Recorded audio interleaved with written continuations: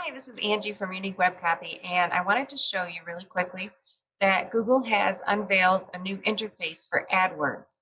And it's obviously a very valuable tool when you're planning how to structure your website content and your blog posts and things like that that attract search engine traffic.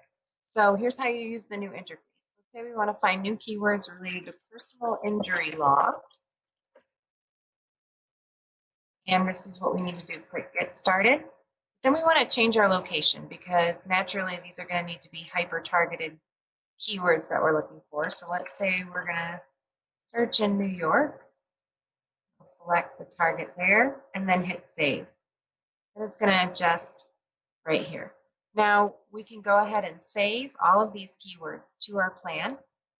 Let's say we want to select all because it's just like you used to be able to download the spreadsheet. You can still do that, but in order to get there, we need to take a few different steps. So hit select all 600 or however many yours has, and then we can go to download keyword ideas. Let's say we'll save it right here. And what it brings up is essentially the same data that we had before, because what's most important, obviously, are the average monthly searches. So you can clean up your spreadsheet, get rid of everything that you don't need for your research, and you're left with the appropriate number of average monthly searches, and you can sort your data that way.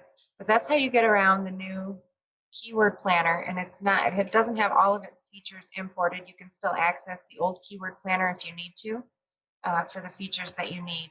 But this is the nutshell of how to get it done when you just need to get a quick snapshot of the most valuable keywords for your content.